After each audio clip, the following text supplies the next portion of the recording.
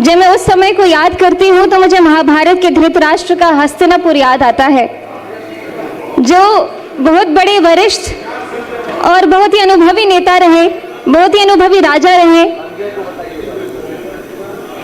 लेकिन वो अंधे थे। और उससे भी बड़ी बात है कि वो देखना भी नहीं चाहते थे, क्योंकि उन्हें हस्तिनापुर की चिंता नहीं बल्कि दुर्योधन की चिंता लगी रहती थी।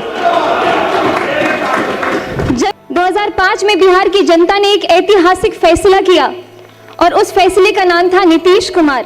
ये बिहार रहा है अंधकार से प्रकाश की ओर, भय से आत्मविश्वास की ओर, अपमान से सम्मान की ओर और जंगल राज से सुशासन की ओर। बिहार विधानसभा के बजट सत्र में उस वक्त हंगामा मच गया जब विधायक मैथिली ठाकुर का भाषण वायरल हो गया। शिक्षा बजट पर चर्चा के दौरान मैथिली ठाकुर ने बड़ा बयान देते हुए लालू प्रसाद यादव को धृतराष्ट्र और तेजस्वी यादव को दुर्योधन कह दिया। इस बयान के बाद सदन में जोरदार हंगामा शुरू हो गया। मैथिली ठाकुर ने तथाकथित जंगल राज की आलोचना करते हुए कहा कि आज नीतीश कुमार के नेतृत्व में बिहार में शिक्षा और महिला सुरक्षा के क्षेत्र में बड़े सुधार हुए हैं। उन्होंने खास तौर पर साइकिल वितरण योजना की सफलता का जिक्र किया और कहा कि इससे बेटियों की पढ़ाई को नई दिशा मिली है। अपने भाषण की शुरुआत उन्होंने संस्कृत के श्लोक तमसो मां ज्योतिर्गमय से की और कहा कि जब वो सदन में खड़ी थीं तो यही श्लोक उनके मन में गूंज रहा था। पहले उपाध्यक्ष जी को आभार, आपने मुझे आज बोलने का समय दिया। अलीनगर के देवतुल्य जनता के हमार बहुत बहुत धन्यवाद जे हमरा आशीर्वाद दिलखिन और अपन खूब खूब आशीर्वाद दक हमरा जिता का इस सदन के हिस्सा बनलखिन। आदरणीय प्रधानमंत्री जी को बहुत बहुत धन्यवाद, उन्हीं के प्रेरणा से मैंने राजनीति में अपना कदम रखा। हमारे माननीय मुख्यमंत्री जी को, जिन्होंने अपना पूरा जीवन ही बिहार को संवारने में समर्पित किया, उनको बहुत बहुत धन्यवाद। आज इस विधानसभा में खड़े होकर बोलना मेरे लिए बहुत बहुत बहुत बड़ी बात है। ये सिर्फ एक भाषण नहीं है, यह उस बेटी का सपना है जो बिहार की मिट्टी में, मिथिला की मिट्टी में पली बढ़ी खेली कूदी। मैं जानती हूँ कि इस सदन में मुझसे कई अधिक अनुभवी, कई अधिक वरिष्ठ और कई अधिक परिपक्व नेता विराजमान हैं। विपक्ष के वे दिग्गज नेता जिनकी राजनीतिक उम्र मेरी पूरी उम्र से बड़ी होगी, उन सभी के सामने बोलना भी मेरे लिए बहुत चुनौतीपूर्ण है। अध्यक्ष जी, आज शिक्षा बजट पर चर्चा हो रही है तो मैं आपसे एक सवाल पूछना चाहती हूँ कि वो बिहार सभी को याद है। जब मैं उस समय को याद करती हूँ तो मुझे महाभारत के धृतराष्ट्र का हस्तिनापुर याद आता है, जो बहुत बड़े वरिष्ठ और बहुत ही अनुभवी नेता रहे, बहुत ही अनुभवी राजा रहे, लेकिन वो अंधे थे। और उससे भी बड़ी बात है कि वो देखना भी नहीं चाहते थे, क्योंकि उन्हें हस्तिनापुर की चिंता नहीं बल्कि दुर्योधन की चिंता लगी रहती थी। जब इस धरती की बेटियां स्कूल जाने से डरती थी, जब सरकारी स्कूल के नाम पर सिर्फ टूटी फूटी दीवारें, जब शिक्षक वेतन के लिए दर बदर भटकते रहते थे, जब दोपहर का खाना नहीं मिलता था तो बच्चे भूखे पेट पढ़ने जाते थे और ज्यादातर तो जाते भी नहीं थे। जनता चिल्लाती रहती थी कि स्कूल में शिक्षक नहीं है तो कानों पे पट्टी। जनता रोती रहती थी कि बेटी पढ़ नहीं पा रही है तो आंखों पे पट्टी।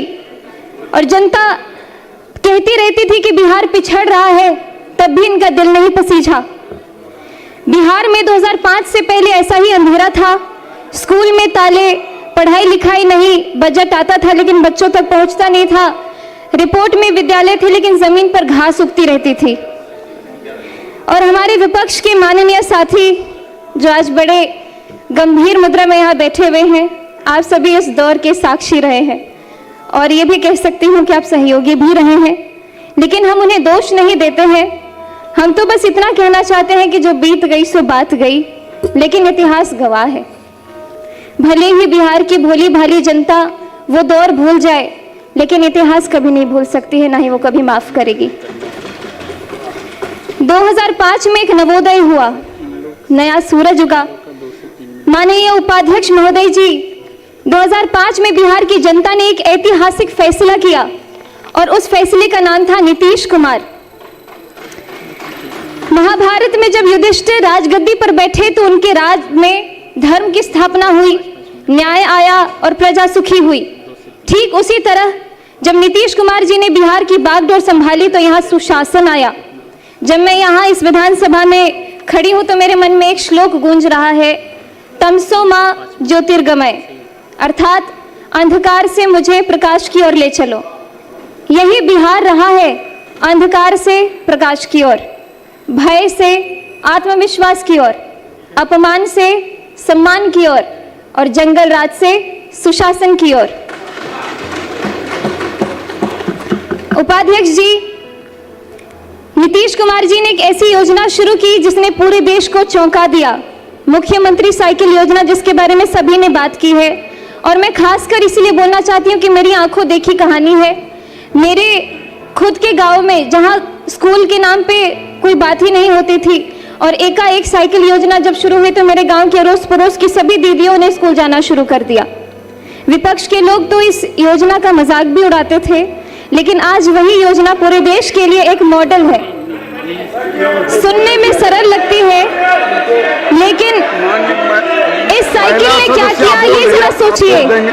आपको वक्त देंगे इनके भाषण के बाद। बिहार के गांव में एक बाप था जो सोचता था कि बेटी को हम दूर दराज कैसे भेजे, स्कूल कैसे भेजे, रास्ता बहुत लंबा है, खतरा है, पैसे नहीं है।